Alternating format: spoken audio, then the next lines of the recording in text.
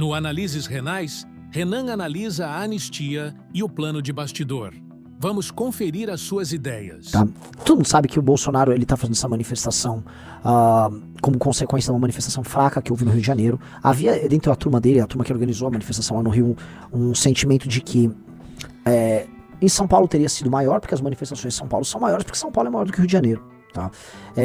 Por outras razões eles não fizeram a manifestação em São Paulo, eles queriam desmontar porque havia uma mobilização para que a manifestação aqui fosse sobre impeachment e tal, e havia toda aquela outra turma de supermans, etc, que ele não gosta, então eles simplesmente queriam desmobilizar São Paulo, e aí eles montaram a deles em São Paulo, que foi essa manifestação tocada e financiada pela turma do bolsonarismo leal, os malafaio-valdemaristas, né? O Malafaio Valdemarismo, que é quem está estruturado ao redor do ex-presidente, infelizmente ex-presidente Jair Bolsonaro, infelizmente porque, não porque ele perdeu, mas porque né, tivemos um dia um retardado como esse na presidência da República e isso muito me machuca, né, como conterrâneo de todos vocês. E aí a manifestação foi convocada, o tema era anistia, e sim, antes da gente começar a tratar de tudo, a gente precisa fazer uma leitura do que é o contexto da anistia. Naturalmente a anistia tem como objetivo salvar o Bolsonaro, né? É uma anistia para aquelas pessoas, mas o texto do projeto de lei ele é suficientemente vago para que um cara como o Jair possa tentar entrar, ou no mínimo, caso ele não entre numa anistia, ele possa, vamos dizer assim, dizer, olha só, passaram anistia, mas mesmo assim fui preso ilegalmente, porque pra mim não, isso era uma perseguição, ou seja, geraria no mínimo uma argumentação para dizer que ele foi alvo, na verdade, de uma prisão ilegal, blá, blá, blá, blá. A gente sabe que assim, isso aqui é meio que uma construção retórica feita por ele. Há também como objetivo um desgaste maior do STF, e aí a gente vai fazer o parênteses do parênteses, e é importante vocês colocarem aqui. Existe instituição mais sabotadora do país e que erra mais do que o STF? Porque se houver, me falem. Eu vou listar 3 elementos que aconteceram na última semana. Não ataca o STF não, cara. A gente não BL, cara. É verdade. Poxa.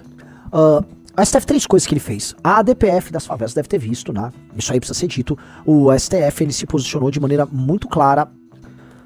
Não vou falar que ele se posicionou a favor do crime, eu não quero ser preso, né? Mas vamos dizer que o STF aqui, ele resolveu seguir a linha do Barroso, que é a linha daquelas mesmas ONGs que costumam atender ao interesse do crime organizado. O crime organizado não achou ruim a ADPF das favelas, então acho que é mais do que o suficiente eu dizer isso. Isso aconteceu na mesma semana que também a turma do Barroso, através de uma canetada, retirou o judiciário do arcabouço, do péssimo arcabouço fiscal do PT, mas na prática o que está deixando claro vocês vão fazer economia aí nos outros setores do Estado brasileiro, seja no legislativo, seja no executivo, seja no setor, nas empresas, não importa. A única coisa que vocês não vão mexer é nesse cesto de privilégios chamado judiciário brasileiro. Então o STF simplesmente na canetada tirou o judiciário, porque sim, e nem argumentou, só tirou o judiciário. Então o judiciário, ele segue regras próprias, ele impede que os outros setores cuidem das contas públicas. Eles são como se fosse uma bomba relógio ambulante e dane-se. A gente que se adapte para pagar as contas deles, tá? Como eu disse, eu já falei pra vocês, né? A máquina de pessoas que querem ser concurseiros. Você entende que tem sentido você querer ser um concurseiro, porque nesse game, né, o Brasil é uma grande piada, cara. E você vai entrar pra um setor que você não corre risco nenhum, que os gastos eles estão acima do teto, que os gastos ficam fora do teto, né? Os dois tetos, o teto constitucional e o teto orçamentário. E o STF trabalha pra manter a mamata pra todo mundo. Isso é escroto, cara. Isso é muito escroto. E a terceira coisa que o STF fez foi penduricalhos de juízes assistentes do STF foi agora regulamentado. Agora não é um penduricário. Agora toma ele 10 mil reais mesmo todo mês a mais, tá? Porque sim. Entendeu? Agora não tem a justificativa. Não é um penduricário. Agora assim, toma 10 mil reais pra todo juiz auxiliar de ministro do STF. O que acontece com o nosso querido STF? Ele vai lá, comete essas 3 cagadas numa semana. E enquanto isso é visto como insensato com razão nas punições desses maluquinhos que tentaram sim um golpe de Estado. Veja só como a nossa posição é uma posição complicada de explicar para as pessoas, né? E dentro de um processo, né? Um processo complicado, para dizer o mínimo, oriundo do inquérito, complicado, para dizer o mínimo, o Bolsonaro começa a se colocar como inimigo do STF. E o STF soa como sistema. E o STF em grande parte a representação maior do sistema. Portanto, o Bolsonaro, quando bate nesse negócio da anistia, mesmo que seja pro benefício exclusivíssimo dele, parece para as pessoas que ele tá enfrentando essa máquina de injustiças a favor do crime, que é o STF. E aí ele ganha politicamente com isso. Então, assim, pra ele, é muito boa essa briga. Todo mundo sabe, todo mundo que anda em Brasília, o que eu tô falando aqui é sabido, tá? Que essa manifestação ocorreu com o beneplácito do próprio STF. Eu vou citar... Há um ministro que não é tão óbvio, não é o Xandão, então vamos ver se vocês colocam aqui. O mais agilizado politicamente dos ministros do STF já sabia da natureza da manifestação, já sabia do que seria dito, tanto que a manifestação foi até, riso, calminha. se olhar direitinho, a manifestação foi calminha. É o Bolsonaro chorando ali e tal, pelos dramas dele. Então, o que rolou foi isso. Foi uma manifestação. Ok, então todos os governadores, especialmente os governadores que são amigos de ministro do Supremo, e a maior parte dos que estavam presentes são amigos de ministro do Supremo, foram lá cumprir o papel de apoio ao Bolsonaro, defenderam a tese da anistia, ou seja, eles estão defendendo ali dentro das 4 linhas o que o Bolsonaro está pregando. Eles foram cumprir o papel deles e foram embora. Tá? Mas aqui que começa a discussão, porque se por um lado o Bolsonaro ele é estranhamente reabilitado como liderança de uma causa, enquanto como figura eleitoral ele está se perdendo, porque vejam só, de fato o Bolsonaro ou o bolsonarismo ele se reabilita perante o público como uma causa, tá? Mas por outro, o grande eleitorado que ele contém, mas não se resume a bolsonaristas, você entendeu? O grande eleitorado, especialmente o grande eleitorado antipetista, ele contém, mas não se resume a bolsonaristas. Então, esse eleitor, ele começa a se desprender do Bolsonaro. Isso é uma pesquisa recente, o Dr. Rafael Almeida Riza pode colocar aqui, dando conta de que as pessoas não querem que o Bolsonaro seja candidato. Acho que saiu ontem ou anteontem. As pessoas já estão dispensando o Bolsonaro como candidato. Saíram pesquisas também, acho que é coisa de 2 semanas atrás, dando conta também que aqui ó, Datafolha, isso saiu dia 6, foi agora. Datafolha, 67% dizem que Bolsonaro deveria desistir de candidatura em 26. Levantamento ouviu 3.054 pessoas entre 1º e 3 de abril. A margem de erro é de 2 pontos percentuais para mais ou para menos. Pois bem, soa paradoxal, tá? Que, olha, há uma reabilitação, mas não. Porque as pessoas às vezes tomam o todo pela parte, ou às vezes a parte pelo todo. Isso é um problema de análise que as pessoas têm. O fato do bolsonarismo estar especialmente quente perante um público engajado deles, e dá pra ver os números das lives da galera bolsonarista, há um momento de calor dentro do bolsonarismo, não significa que o restante do eleitor que está alheio a isso está achando o Bolsonaro bacana. A verdade é que esse eleitor está cansado do Bolsonaro, mas não necessariamente das representações bolsonaristas. Então, esse eleitor, quando eles falam, isso é até uma pesquisa, nem Lula nem Bolsonaro, ele quer uma outra coisa, isso não significa que ele não vai pegar um bolsonarista no lugar do Bolsonaro, entendeu? Então ele pode muito bem pegar um bolsonarista. E qual é o cálculo que esses homens que querem suceder o Bolsonaro estão fazendo nesse exato instante? O cálculo é esse. Como é que eu faço para levar o eleitor do Bolsonaro e ser o candidato em 2026? Como é que eu faço meu partido fazer uma bancada grande em 26? E aí esses governadores, que esse é o... Aí sim, vamos começar a pegar o game. Que esse é o objetivo daquele monte, uns 6, 7 governadores que estavam presentes com o Bolsonaro. Qual era o objetivo deles ali? É repartir o butim do Bolsonaro. É repartir basicamente o legado eleitoral dele. Então você vai ver, olha só, Zema, Ratinho, Tarcísio e Caiado, tá? Eles estão ali unidos pela anistia. Amigo, ninguém ali liga pra anistia, tá todo mundo cagando pra anistia. O que você acha que o Caiado achava daquelas pessoas que estavam acampadas na frente de quartel em Goiás? O que o Ratinho achava? Eles cagavam pra isso. Eles estão nem ligando pra isso. Achar que esses governadores saíram dos seus estados de origem pra ir lá lutar pra um bando de maluco que queria um golpe de estado, que pudesse um golpe de estado, inclusive depor ou prender eles. Esses caras nem ligariam. Na verdade, eles iam adorar que o Bolsonaro prendesse esses governadores, tá? Achar que eles estão ligando pra aquelas pessoas ou pra uma pauta de anistia é maluquice. Então, naturalmente, assim, vamos tirar o véu de hipocrisia daí, tá? Naturalmente, ninguém tá ali por causa de anistia nenhuma. O que eles estão ali é atrás de voto. Ainda mais do que voto, eles estão atrás da validação do Bolsonaro para seus respectivos projetos políticos. Eles estão atrás da validação do Bolsonaro para seus respectivos projetos políticos. Aí acontecem as coisas mais engraçadas. O Ratinho é governador do Paraná, certo? Ele sonha, talvez, distante, ser candidato a presidente da República, ou pelo menos um bom candidato ao Senado, certo? Isso o Ratinho, ou vice de alguém, certo? Ao mesmo tempo, o Moro, que pretende suceder o Ratinho e que foi escorraçado pelos bolsonaristas, né, sempre foi tratado como o cocô do cavalo dos bandidos por ele, já vem o Kim Paim xingar ele, tava lá discursando em nome da anistia, né?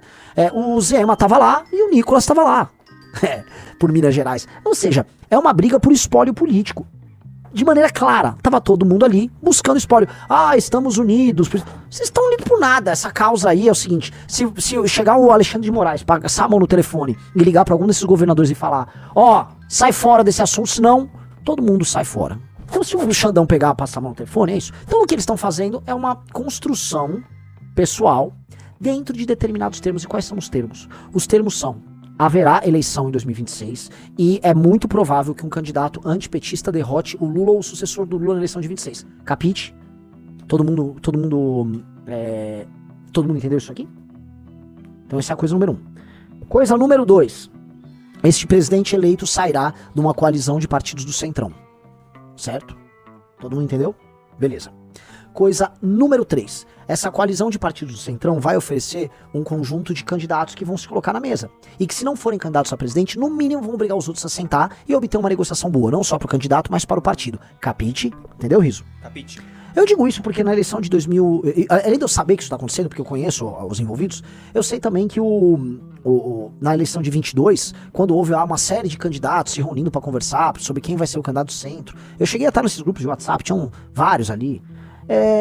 Eu vi as conversas ali, eu participei dessas coisas, eu participei de reuniões online com esses caras e tal, e no fundo muitos deles estavam ali porque o partido posicionava um deles pra estar lá, e aí, né, só pra negociar a retirada, é um jogo. Então tá todo mundo ali fazendo parte desse jogo, mas não apenas eles. Se vocês repararem ali, como a causa da anistia, ela pega bem pra alguns bolsonaristas, não pega bem ali, e ela causa algum tipo de dano no STF, e ao mesmo tempo ela virou um palanque eleitoral para suceder o Bolsonaro, todo mundo apareceu, todo mundo quer tirar uma casquinha, porque foi entendido essa manifestação como uma manifestação de teor exclusivamente eleitoral. Então você vai olhar ali, vereadores, deputados, toda sorte de bolsonarista que tá de olho nas eleições de 26, foi lá. Repara isso, Riso. Todo mundo que é bolsonarista, o neo-bolsonarista, que até agora os neo-bolsonaristas, vocês devem ter visto alguns neo-bolsonaristas patéticos lá, né? Vão lá, eles se submetem, é foto com o Mito, é foto com o Nicolas, são as coisas patéticas, de pessoas que são patéticas e que vendem até a mãe pra ter voto, né? Então lá, né, e vão fazer isso, e é do jogo. Então vocês precisam entender que essa manifestação é uma manifestação de caráter exclusivamente eleitoral. É uma manifestação sobre a sucessão do Bolsonaro, dentro da direita, e sobre quem vai assumir, e caso por exemplo, o Caiado vai ser esse cara? Muito provavelmente não. O Caiado não será esse cara. Agora, de alguma maneira, o Caiado tá se posicionando pra alguma coisa nesse jogo. O Caiado pode ser um vice, entendeu? União Brasil tenta catrucar um vice ali, entendeu? O Zema, ele não tem partido nem cacife pra vice, muito menos pra presidente. E o Novo adotou uma estratégia de ser um anexo do bolsonarismo. Então, o Zema, ele vai se compor pra alguma coisa. Eventualmente, eles podem botar o Zema como, sei lá, o ministro da Fazenda do Tarcísio, sabe? Uma coisa que o Partido Novo adoraria, né? O Zema como ministro do Tarcísio, ou com algum outro tipo de posição, né? É basicamente isso, né? Eles vão construir aí os meios de se compor naturalmente o candidato ao Tarcísio. E de todos os nomes que estavam ali presentes, dos governadores listáveis ou presidenciáveis listados, o do Tarcísio é o que o Bolsonaro confia mais, é o que dispõe do maior canhão. Ele é o governador de São Paulo. Ele tá num partido que é o Republicanos, que cederia ele pro PL, mas em troca iria fazer algum tipo de composição. E eu acho que eles não teriam problema nenhum em fazer esse tipo de composição. O Guilherme Varejão falou: quem disse que o Tarcísio ganha? Olha, cara, eu acho que a situação aqui o candidato antipetista que tiver bem posicionado e uma boa coligação derrota o PT na próxima eleição. Esse cara derrota o PT. Para derrotar o PT, ele tem que ter o endosso do Bolsonaro e essa máquina que vai dar tempo de TV, estrutura e governadores e prefeitos nos estados, e o Centrão estaria com esse candidato. Então, sim, esse candidato ele provavelmente seria bastante favorito para as próximas eleições. A não ser que o Lula impõe uma reviravolta que eu acho que não está no horizonte de ninguém. Alguém aqui acha, sendo bem honesto, que o Lula vai dar uma reviravolta? Então, assim, o Tarcísio ele é o favorito, e o que nos soa, né, quando a gente vai pegando alguns sinais, quando a gente conversa com gente dos bastidores da política aqui de São Paulo, inclusive ligado ao Palácio dos Bandeirantes, quando a gente vai farejando os detalhes, tá, o que a gente percebe é isso, tá, eles estão trabalhando já a eleição de 2026 do Tarcísio e é isso, não vai ser nenhum familiar do Bolsonaro, né? Um Eduardo, um candidato aí da família só faria sentido num contexto em que o Bolsonaro não se sentisse contemplado, ainda que há uma fragilidade na estratégia. E qual seria a grande fragilidade na estratégia? O próprio Jair. O Jair vai preso. O Jair é um sujeito instável, tá? Pense a seguinte coisa: Jair Bolsonaro preso. 2. Ele não tendo o controle total da família, e aí as operações políticas da família sendo tocadas por Carlos e Flávio. Flávio é um cara mais bico doce, né? Levando o papinho de todo mundo, tentando fazer uma composição. E Carlos neurótico, tentando manter a ascendência do pai sobre os demais. Gente, vai chegar o processo eleitoral, por mais que o Bolsonaro seja o grande eleitor do campo da direita, o Tarcísio, as pessoas vão aglutinar ao redor dele, vão começar a esquecer do Jair. Carlos e outras figuras vão ficar obrigando a todos os candidatos terem que fazer grandes demonstrações de lealdade ao Bolsonaro, quando eles vão ficar fazendo cálculo, uns vão fazer, outros não. Ele vai ficar neurótico. Na neurose, né, e eu tô falando ainda na pré-campanha, no começo do ano que vem, na neurose muita coisa pode acontecer. Do tipo, o Bolsonaro ficar neurótico também, e o Bolsonaro avisar que não quer apoiar ninguém.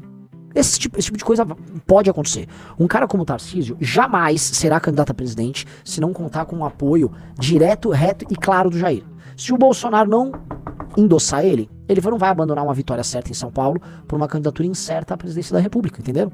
Não vai, e nem vão apostar nele, né? O arranjo todo não vai apostar nele num cenário desse. Aí que os outros entram, né? Um cara como Caiado já toparia.